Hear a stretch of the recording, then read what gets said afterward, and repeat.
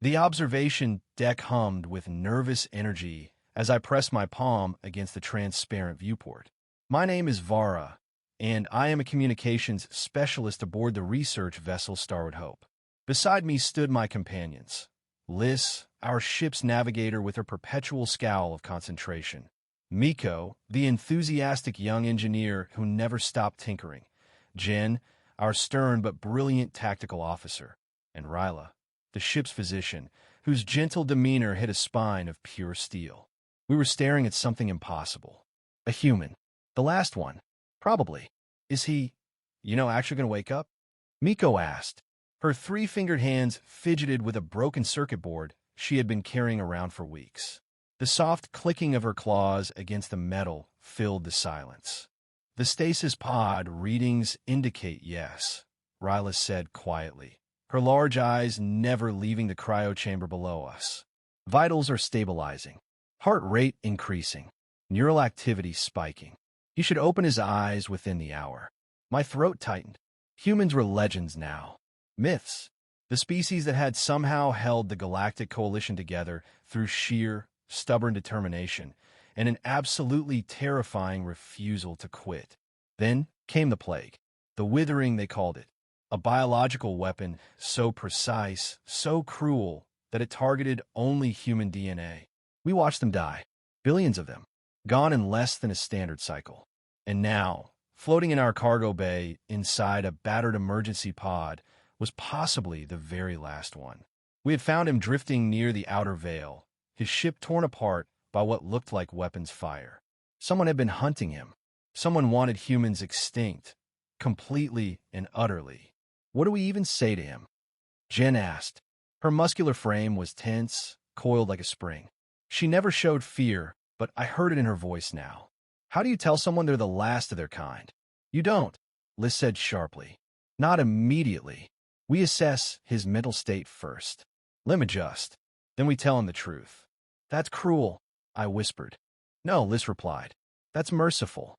Below us, the pod hissed. Steam erupted from its seams. The reinforced glass cover slowly lifted with a mechanical whine that made my scales prickle. We all leaned forward, barely breathing. He sat up slowly, coughing. His hair was dark and unkempt, his skin pale from years in stasis.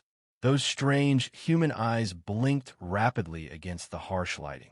He looked around, confusion clear on his face. Then his gaze locked onto the observation window. Onto us. For a moment, nobody moved. Then he smiled. A weak, tired thing, but genuine. Well, he said, his voice raspy and hoarse. This is either heaven, or I'm in serious trouble. Given my luck, I'm betting on trouble. Miko laughed. Actually laughed out loud, a sound like chiming bells. The tension shattered instantly. You are aboard the Starwood Hope, I said through the intercom, my voice shaking despite my best efforts. You were recovered from a damaged escape pod near the outer veil. You are safe now. Safe, he repeated, testing the word like it didn't quite fit. How long was I under? Ryla glanced at me. I closed my eyes, then opened them. For years, I said. Give or take a few months. His expression barely changed, but something flickered behind his eyes. Something dark. For years, he said softly. Right. And Earth? The colonies? Where's my extraction team? Silence. Heavy, crushing silence. He stood slowly, gripping the edge of the pod. His legs wobbled but held. Where's my team? He asked again, louder now. There is no team, Jen said bluntly, ignoring Liz's sharp glare. No one is coming. You need to sit down and let the doctor examine you before we explain everything. Explain what? His voice rose. What happened? Where are the others? Please, I said, pressing both hands against the glass. Please, just let us help you first. Then we'll tell you everything. He stared at me, really stared. Then he nodded once and lowered himself back onto the edge of the pod. Fine, he said quietly, but I want answers. All of them. Ryla moved quickly towards the medical bay entrance. Miko followed, still clutching her circuit board like a security blanket. Jen remained behind, arms crossed, watching him with an unreadable expression. Do you think he suspects? I asked softly. He's human, Liz replied. He already knows something is very, very wrong. We just have to make sure he doesn't break when we tell him how wrong it really is. I looked down at him again. He was staring at his hands, turning them slowly, as if they belonged to someone else. My heart, if you could call it that, ached, because soon we would have to tell him the truth. And I had no idea if he would survive it. The medical bay smelled of antiseptic and recycled air. I watched through the observation panel as Ryla swept her scanner over the human's body, every movement careful and precise. His name was Marcus Kane. We had learned that much from the emergency logs in his pod. A military officer, a pilot, someone who had seen far too much combat and survived when he probably shouldn't have. Vitals are good, Ryla announced, stepping back. Muscle atrophy is minimal thanks to the stasis field. No infections, no neurological damage. Physically, you're remarkably healthy. Physically, Marcus echoed, pulling his shirt back on. His eyes moved from one of us to the next. But you're all looking at me like I'm made of glass. So let me ask again, what happened? We had gathered around him now, all 5 of us. Miko hovered near the door, practically vibrating with nervous energy. Jin leaned against the wall, arms crossed, watchful and ready. Liz stood perfectly still, her expression impossible to read. Ryla lingered near her console, prepared to intervene if this went badly. And me? I stood directly in front of him, because somehow I had become the one tasked with delivering the worst news imaginable. 4 years ago, I began slowly, choosing each word with care. A biological weapon was released across human space. We still don't know who created it or where it came from. It spread faster than anything we'd ever seen. The coalition tried everything: quarantines, travel bans, full-scale research mobilization. Marcus's jaw tightened. But they failed. Yes, I said softly. They failed. The weapon was too precise, too sophisticated. It targeted human DNA exclusively. Within 8 months, 99% of humanity was gone. He didn't move, didn't blink. He just stared at me with those disturbingly calm eyes. The remaining 1%, I continued, my voice barely holding steady, died within the following year. Colonies, research stations, military outposts, hunted down systematically. Whoever created the weapon wanted total extinction. How many? He asked quietly. How many what? How many humans are left? The question cut through the room like a blade. Ryla looked away. Miko made a small, broken sound. Jin's face was stone. We can't be certain, Liz said carefully. Coalition intelligence estimates fewer than 50 across the known galaxy. Most in hiding. Most still being hunted. Marcus stood. He walked to the viewport and stared out at the stars. His shoulders were rigid, his breathing controlled, too controlled. So I'm basically alone, he said flatly. My species is extinct, except for a handful of survivors scattered across billions of light years. Is that about right? Yes, I said. There was no point softening it further. He laughed. It wasn't a happy sound. It wasn't even angry.